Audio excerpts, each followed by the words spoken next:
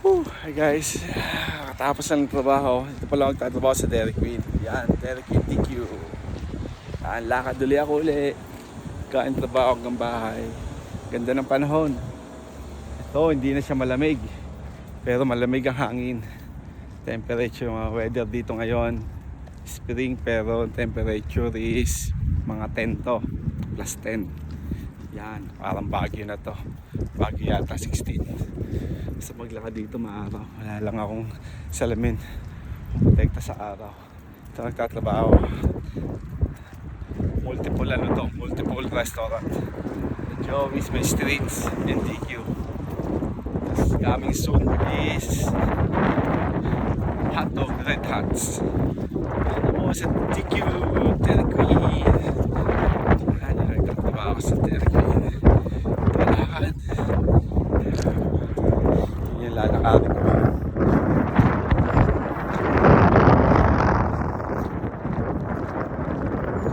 Stoplight, ang dami na sasakyan.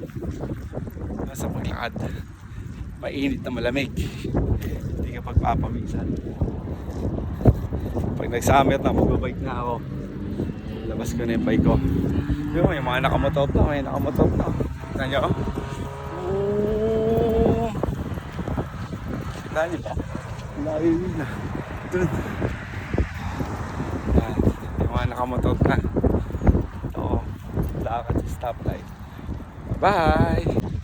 Waiting for the stoplight. Yan. Ganda. Nagbabike na. Mga nagbabike na. Kasi maganda na weather eh. Okay na eh. Tayo natin yung stoplight natin para makapaglakad na tayo. Hirap basta tawid na ng tawid dito.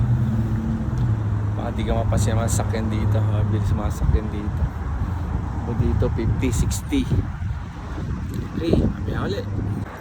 And guys, nakatawid na tayo. Layo na tinawiran natin. Galing tayo dun. Ayun yung Dairy Queen, restaurant namin. Ayan, stoplight. Ayan. Tumawid ako sa tamang tawiran. Ito yung walkway dito. Ayan. Boston Pizza. Ayan. Hotel. Ayan. Ang ganda. Pag naglalakad ka dito mag-isa, mag-video ka na lang. Mas maganda pa. Ayan. Para kahit na wala kang kausap, kausapin mo yung sarili mo. May nag-i-strike sa Heritage Inn. Tignan natin video yan, baka magalit sila. Dry na dry yung inyo dry na dry yung mga puno. Wala mga sadyang pine tree lang talaga yan malakas sa lamig. Nabubuhay sa lamig.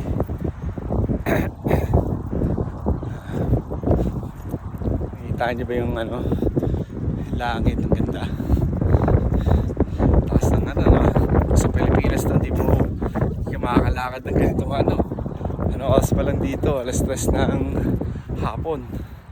Sa Pilipinas maglakad ka na alas 3 ng hapon. Ewan ko pag di ka tumirik, wala ka pang sombrero, wala pa akong cap, wala pa akong pang protekta sa mata, diba? Isipin niya, pero pwede ka maglakad kasi maganda weather. Plus 10, pero yung hangin niya para mga plus 2. Kaya naglalaban, init at lamig. Kaya hindi ka papawisan dito. Mainit yung araw pero malamig yung hangin. Kaya minsan pag nagbabasketball kami dito sa outdoor, pag nagbabasketball kami, hindi kami pinapawisan minsan. Mapahawis lang namin singit. Kasi nga lamig ng hangin. Minsan mga naka-sweater pag naglalaro ng basketball. Dahil sobrang lamig. Pero mainit yung mainit yung araw. Mainit yung sinag ng araw pero yung hangin niya lamig. Diba? Bueno doy kita nyo ba yan? Sa kabilang side golf course ulit yan.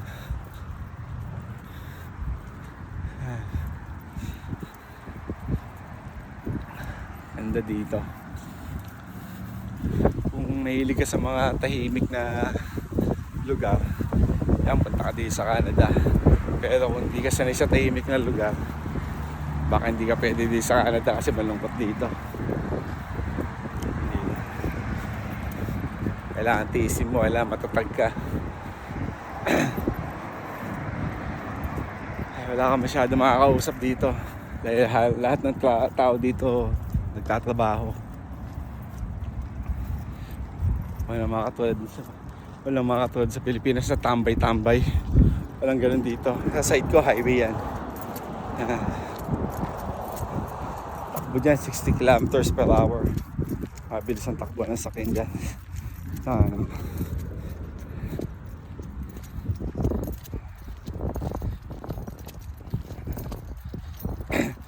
Pag nagbabike ako dito ako dumadaan para safe. Pag sa gabi rin dito din ako dumadaan, pero alam madilim dito. Kaya yung bisikleta ko may ilaw. Lalagyan ko siya ng ilaw para sa mga tao naglalakad makita ako. Kasi pababa ito eh. Tapos mamaya packet naman. Dadaanan natin ay A&W McDonald's. May isa may Burger King. Tapos yung Sobish Liquor. Tapos yung small namin, maliit na mall, small. Tinawag na small kasi maliit na mall, small. Nakamotor na.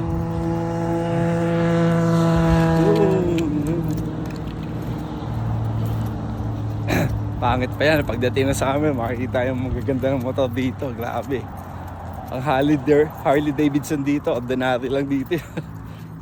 Pagandaan ng Harley Davidson dito. Yung motor nga ng boss ko, ang ganda eh. May picture ako nun eh. Inano ko sa, sa Facebook kayo.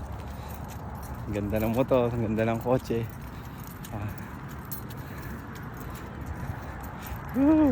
Ayan, tutunaw oh.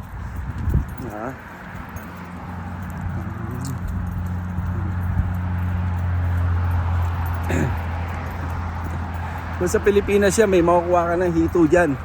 Dito, wala akong makukuha hito o dalag. Kasi malamig yung tubig na yan. Hindi mabubuhay ang isda. Uy! Sabi, sa gilid na tayo ng highway. Medyo delikado dito. Highway. Dami sasakyan. Ang takbo naman kaya 60 km per hour. Ulit.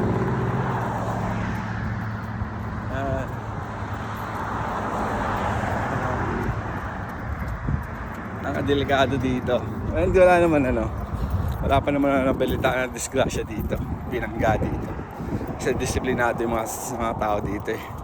Bawal magmanayo na nakainom dito. Hindi katulad ng Pilipinas. Diba? Talagang tutulog. Ikaw subukan mo matulog dito nagmamanayo, yari ka. Pag nakapansin ka ng pulis, habuli ka ng pulis dito. Gubat. Tuyot na gubat. Tapos yan rail train.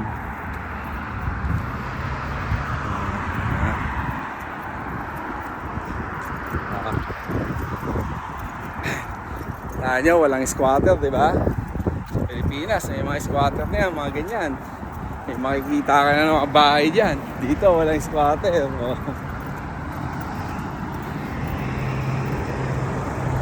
Walang nag-i-squatter dito.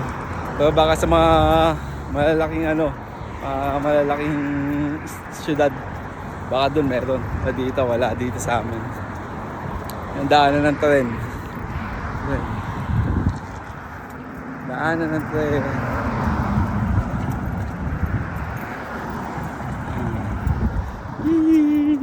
Chut.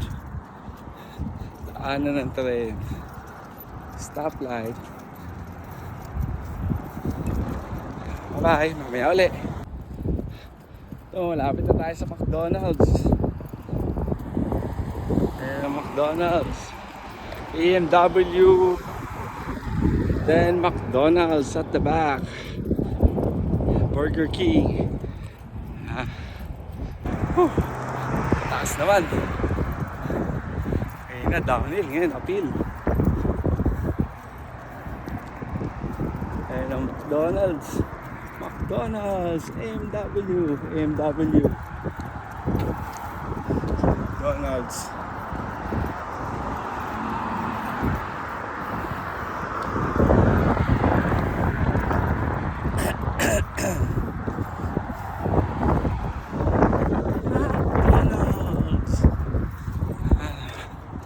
Sila sa McDonald's. Ayo. McDonald's. Ay ng McDonald's. Ay ng pylon. Pilot. Wala kung pylon o pilot eh. Tawid na naman.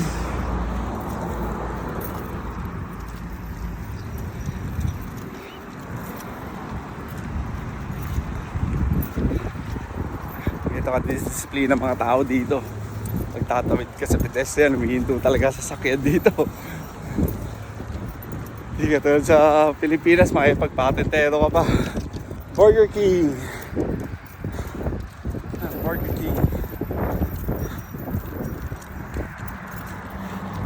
Pilipinas, makipagpatentero ka. Ang init na.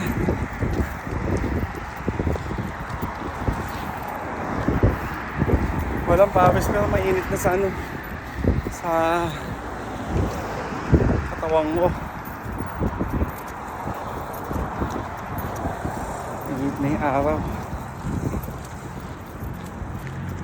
Yung small country. Town and country, small.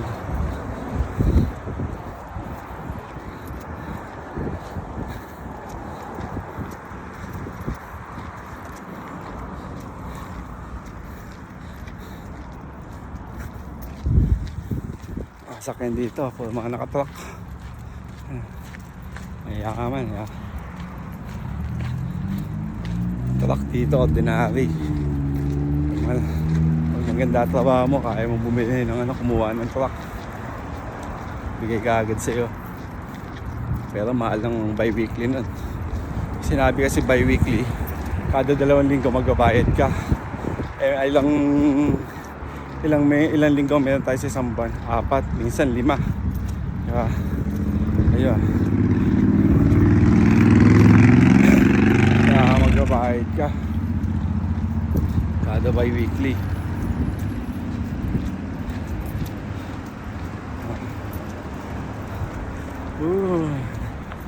Lapit na ako.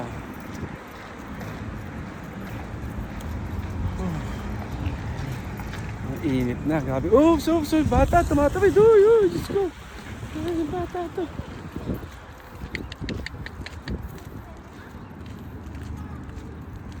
Kita niyo yan, bata, biglang tumawid. Pilipina yan. Ako. Yan, pwedeng gaganyan yung anak mo.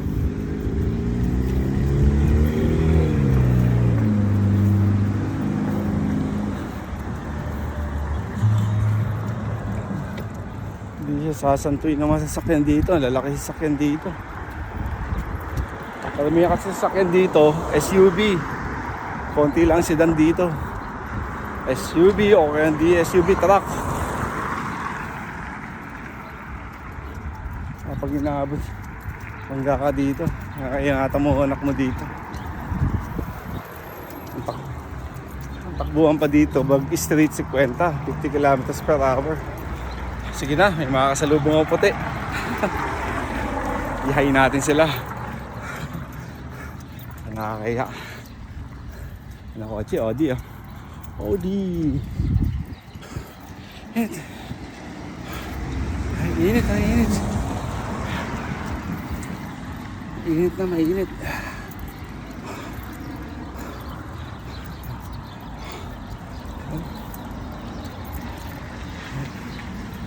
Init.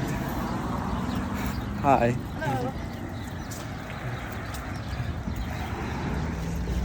Hindi ko binidyo yung mukha nila kasi baka magalit sila. Kasi baka nagbibideo ko sa nila mukha nila.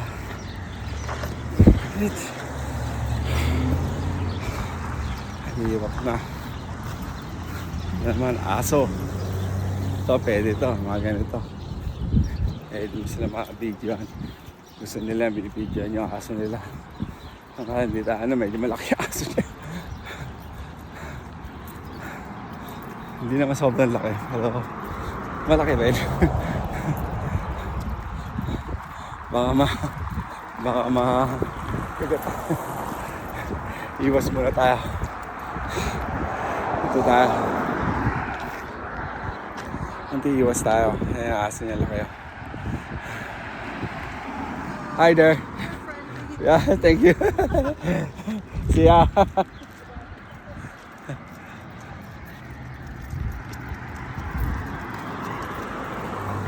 Friendly daw yung aso niya. Magbigay daan na ako.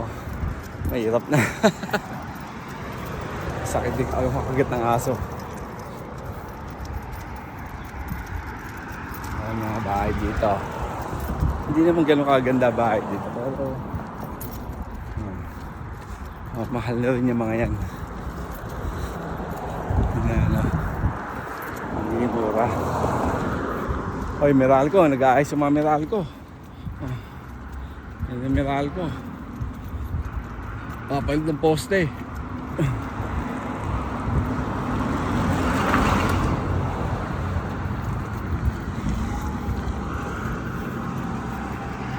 Ang Meralco dito, SAS Power. Saskatchewan Power. Yan, ang Meralco dito. Sa ibang lugar naman, hindi ko alam ang tawag. Yan, doon sila nagpapalit. Ayan, puno.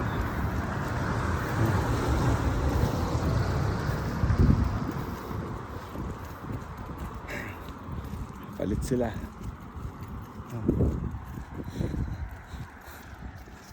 Palit siguro ng poste doon sa ano, backyard ng lapit-lapit na tayo.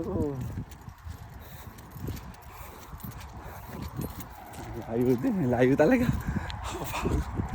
Paputol-putol pa tong video ko. Layo talaga. Kaya ang ganda to exercise. Kasi 6 months kang walang lakad, walang bisikleta dahil winter. Summer, 6 months ulit. Di sagarin mo na yung ano mo. Tapos kung magtrabaho ka pa parating 11 AM hanggang 10 PM. Diba? Wala ka ng ano. Tapos ako may isang beses na ako mag-rest day sa linggo. Ayun yung pinakapahinga ko, yung rest day ko. Yung rest day ko ngayon, kailangan ko pang alaroin yung anak ko. Kasi doon lang kami nakikita, nakapag-bonding. Minsan uuwi ako, tulog na yung bata. Aalis ako, tulog pa rin yung bata.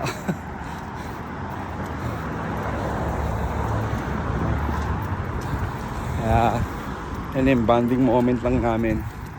Pero minsan nagpapa-request ako para may bonding kami ng mga kaibigan ng asawa ko, pati ng anak ko. Punta kami sa mga lake. O punta kami sa mga ibang lugar. Gastos. Tawag ng gastos. Uy, malapit-lapit na. Lapit-lapit na ako. Ayos, konti na lang.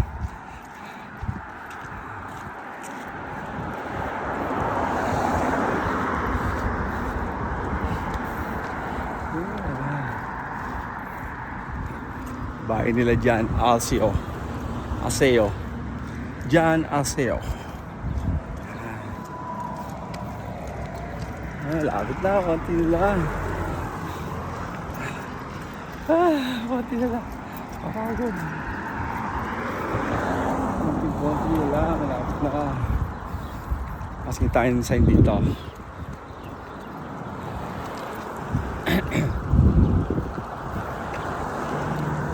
km kasi may playground. Pag ganyan may playground, ibig sabihin kailangan bumaba ang takbo ng mga sasakyan ng 40 lang. km per hour. Paglampas noon, 50 na uli. Ngayon, dati ang school dito, pag nadadaan na may school zone, yung eskwelahan, dati 40. Ngayon, ginawa nila 30 km per hour na lang. Pag nahuli ka doon, pag nahuli ka rin dito sa playground, nag-over the speeding ka, times 2 ang penalty mo. Isipin mo na times 2. Kung penalty ng 1 kilometer, lumampas ka ng isang yan, nag-ano ka, nag-50 ka, almost ano na yan, mas 10 na yan, di ka? Lumampas ka doon, yari ka,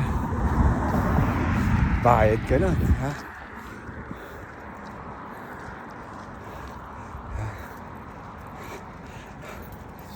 Times 2. Anong times 2 mo nun? May snow pa rin, eh. Hindi pa rin tunaw.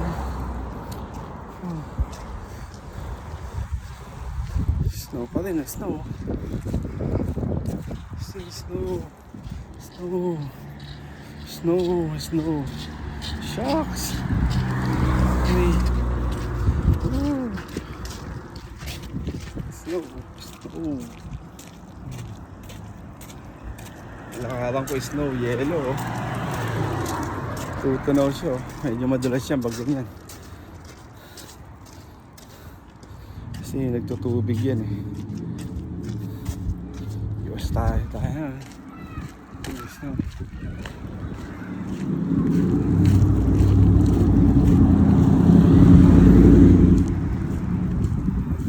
Malapit na ako sa bahay.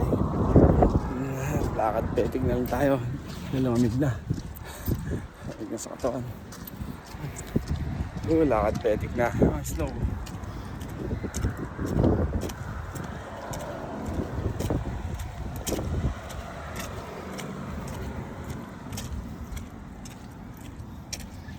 Pagdating sa bahay, laba muna tayo. Laba tayo ng higaan ko. Bedsheet ko. Mga bata. Uwian na ng mga bata. Mga estudyante. Bata mo kulit. Mga bata mo kulit. Dito na ako sa bahay namin. Kasabay ko pa si Cassandra. Ayun, Sandra, ito. Cassandra.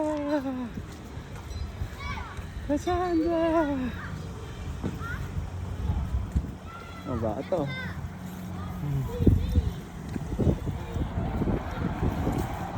Say hi, Cassandra! Sandra! Hi! Hi, Cassandra! Hi, Cassandra! Say hi! Kakauwi niya lang galing school.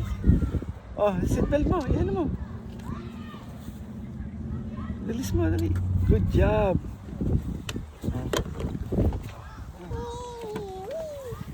Sabay pa.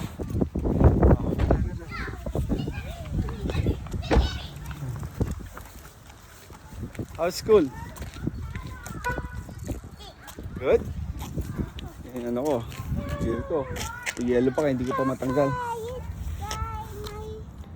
Let's go inside na. Let's go inside.